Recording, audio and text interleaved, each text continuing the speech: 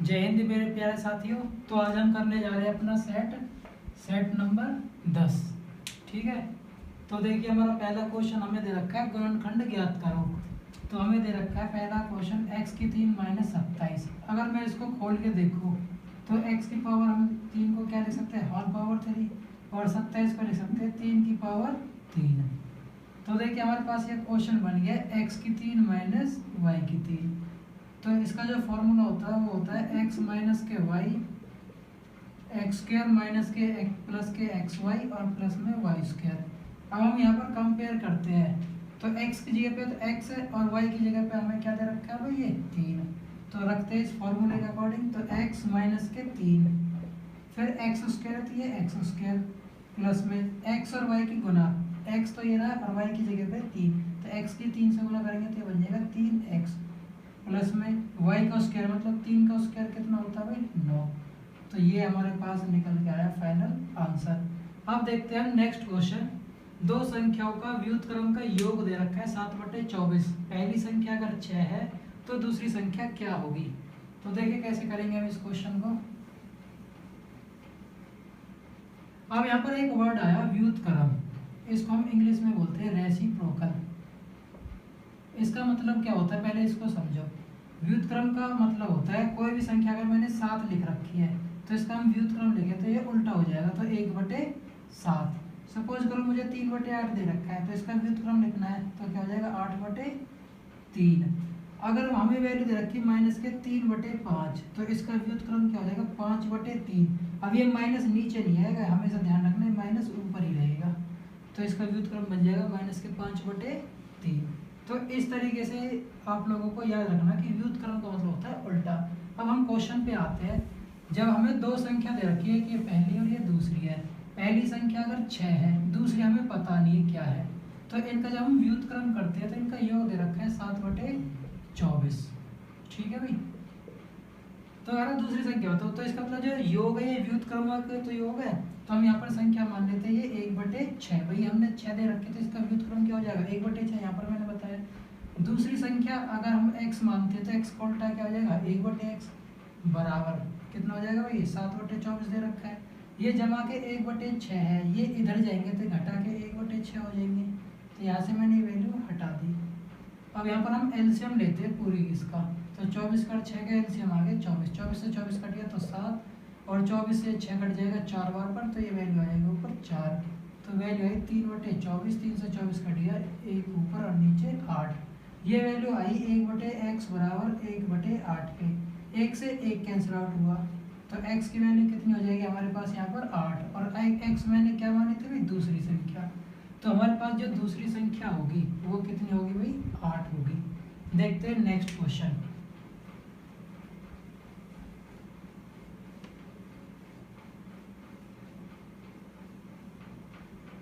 जो ये क्वेश्चन है ये दे रखा है आप लोगों को 26 का स्क्वायर फाइंड आउट करना है। तो देखो मैंने आप लोगों को ट्रिक से बता रखा है कि क्या है भाई 25 तक हमें सारे वर्गमूल याद होने चाहिए। तो ये 26 का जो वर्ग होता है वो कितना हो जाएगा हमारे पास 676। अब देखिए अगला क्वेश्चन हमें जो दे रखा है एक मोटरसाइकिल 7840 रुपये में खरीदी और 7% लाभ पर बेची तो उसका विक्रय मूल्य क्या है। अब देखो यहाँ पर लाभ हानि का कंसेप्ट हम यूज कर रहे हैं।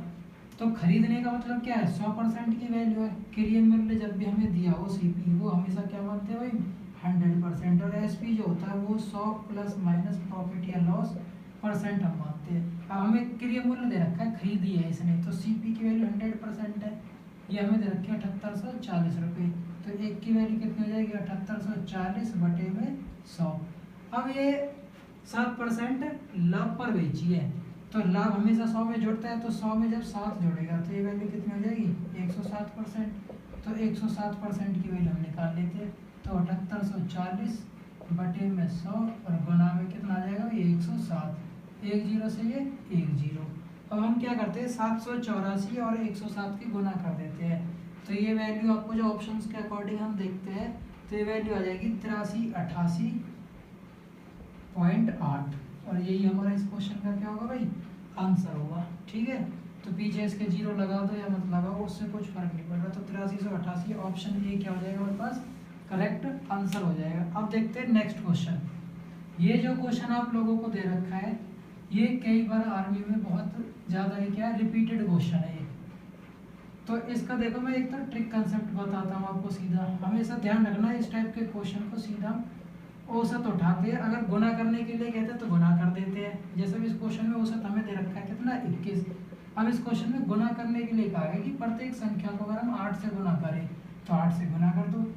8 के बाद 8 दूनी कितने हो गए भाई 16, तो कितना आंसर आ जाएगा 168। इस तरीके से अब ये कहता है कि भाई 8 संख्याओं का औसत यहाँ पर 24 होता है। भाई कितना होता है औसत 24, और हर संख्या को गुना की जगह पे दे देते तो भाग होता, तो हम भाग कर देते, तो जब आंसर आ जाता है कितना भाई 3। अगर कहता है हर एक संख्या में 8 जोड़ दे, 21 तो है ही है, 8 और जोड़ दो तो 21 में हम 8 जोड़ देंगे, जब आंसर आ जाता है कितना भाई 29। तो इस तरीके से अगर घटाने के लिए कहता तो घटा देते। अब हम इसका बेसिक कंसेप्ट देखते हैं। भाई 8 संख्याओं का ये बेसिक तरीका मैं बता रहा हूँ किस तरीके से निकल गया है। 8 संख्याओं का औसत 21 है, तो इनका योग कितना हो जाएगा भाई 21 गुना 8, तो ये आ जाएगा वैल्यू कितनी भाई 168।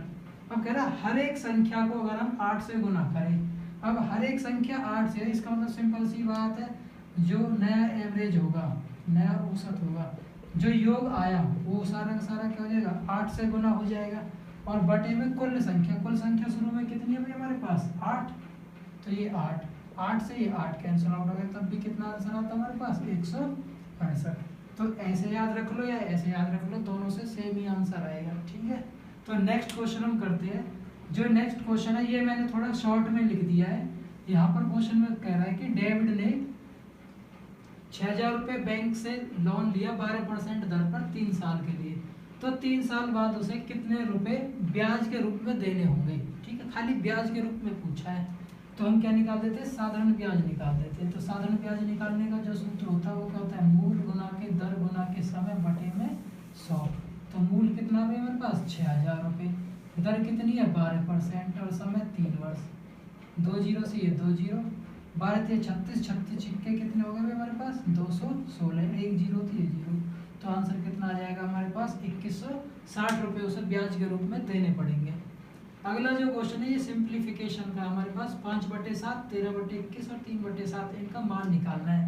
तो देखो हम इन सब का क्या ले लेते हैं भाई 5/7, 13/21 और 3/4, इनका हम क्या ले लेते हैं एलसीएम ले लेते हैं नीचे वाली संख्या को। 7 कर 21 का 21, 21 के और 4 की गुना करी तो आगे 84, 7 से 84 कटेगा 12 बार, 12 के और 5 की गुना करेंगे तो ये आ गया 60, 21 से कट गया 4, 13 की 4 की गुना करी तो ये आ गया 52, 4 से कट गया 21, 21 के और 3 की गुना करी तो 63। अब इकाई अंक जोड़ लो 3 2 5 0 5 आ गया, 6 5 11, 11 और 6 कितना हो गया हमारे पास 17, और बटे में आगे कितना भाई 84। अब इसको हम 3 से काट सकते हैं, अगर कट जाता है तो 7 5 12 13 ये नहीं कटेगा, तो इसको यहीं पर छोड़ दो, तो हमारे पास आंसर आ जाएगा कितना 175/84। अगर ये कैंसिल आउट होता है तो कैंसिल आउट करके देख लेना। नेक्स्ट क्वेश्चन है 25% को भिन्न में बदलना है। तो 25% को हम अगर भिन्न में बदलें तो परसेंट के लिए मैंने आपको बता रखा है, जब भी परसेंट आपको कहीं पर भी दिखे तो इसको हटाने के लिए क्या कर देंगे हम नीचे 100, तो 25 से एक बार कट गया, ये 100 4 बार, तो भिन्न मान आ गया इसका कितना भाई 1/4। लेकिन इसी क्वेश्चन में पूछता कि ये दशमलव में होता, तो 25% हटाने के लिए कितना आ जाता 100। अब इसको अगर हम दशमलव में नहीं लिखते तो नीचे जीरो काउंट कर लेते, जितनी जीरो होती है उतनी डिजिट छोड़ के पीछे से पॉइंट लगा दे, जिसमें 2 जीरो तो 2 अंक गिन लो 1 2, और यहाँ पर पॉइंट लग जाता है, आगे जीरो लगा दो, तो तब आंसर आ जाता 0.25। लेकिन इसने पूछा भिन्न मान, तो भिन्न मान कितना हो जाएगा इसका 1/4। अब देखिए क्वेश्चन नंबर 9 पे हम चलते हैं। क्वेश्चन में पूछा है कि एक क्यूबॉइड का आयतन क्या होता है। तो जो क्यूबॉइड होता है इसको हम बोलते हैं घनाभ, क्यूबॉइड को हम क्या बोलते हैं भाई घनाभ। तो घनाभ का आयतन पूछा है इसने, तो घनाभ का जो आयतन होता है ठीक है, तो वो होता है लंबाई गुना के चौड़ाई गुना में ऊंचाई। अगला क्वेश्चन है क्वेश्चन नंबर 10, साइन स्क्वायर ए जमा के कॉस स्क्वायर ए। तो जो साइन स्क्वायर ए जमा में कॉस स्क्वायर ए जो होता है इसका जो मान होता है वो कितना होता है भाई 1। तो मैं इस पूरे जगह पे क्या लिख सकता हूँ साइन स्क्वायर ए जमा कॉस स्क्वायर की जगह पर 1, और बटे में कितना दे रखा है मुझे 2, तो इसका फाइनल आंसर कितना आ जाएगा 1/2।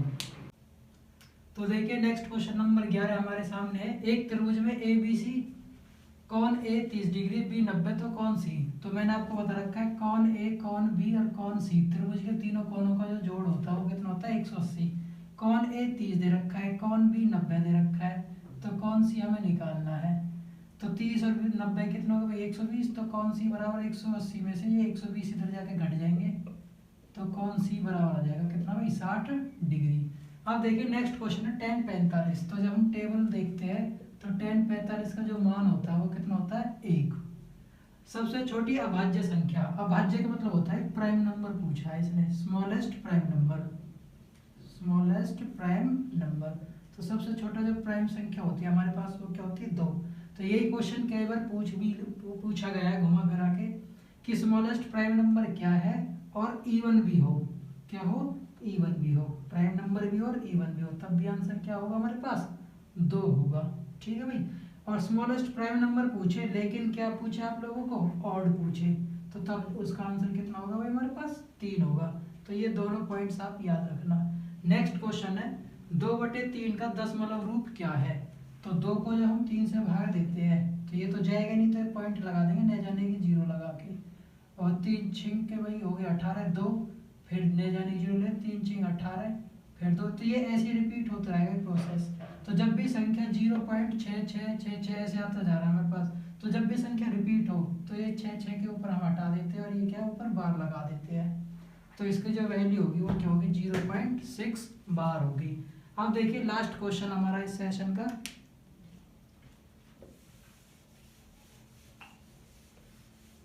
क्वेश्चन दे रखा है कि रमेश ने एक रेडियो 250 रुपये में 500 रुपये में खरीद कर 250 रुपये में बेच देता है। तो कह रहा है इसका हानि प्रतिशत ज्ञात करो। तो देखो इसमें क्रय मूल्य दे रखा है कितना भाई 500 रुपये, विक्रय मूल्य सेलिंग प्राइस हमें दे रखा है 250 रुपये। तो इसका सिंपल सा हमें देखने पे पता लग रहा है कि 250 में खरीद के 500 में खरीद के 250 में बेच रहा है, मतलब कम में बेच रहा है। तो इसका तो इससे क्या होगी भाई इसे हानि होगी। तो हानि कितने रुपए की होगी 250 की, 500 में से 250 घट जाएगा। तो फॉर्मूला होता है इसका CP माइनस SP। तो 500 में से 250 घटाए तो कितना बचेगा 250। और हानि परसेंट हम जब निकालते हैं तो मैंने आपको बताया कि लाभ या हानि हमेशा CP पर कैलकुलेट होता है। तो इतने नीचे लिख देंगे 500, ऊपर आ गया 250 और परसेंट में निकालने के लिए 100। 1 0 से 1 0, 50 दूनी 25 दूनी 50 और 2 से कट गए 50 बार पर। तो जो हानि हुई वो कितनी हुई से 50%। वैसे भी क्वेश्चन में देखने से पता लग रहा है कि 500 रुपये की चीज़ 250 में दे रहा है, तो आधा है जस्ट, तो आधे का मतलब क्या हो गया 50%। तो इस तरीके से हमारा RVGD का सेट नंबर 10 पूरा होता है। तो आज के सेशन के लिए बस इतना ही। जय हिंद, जय भारत।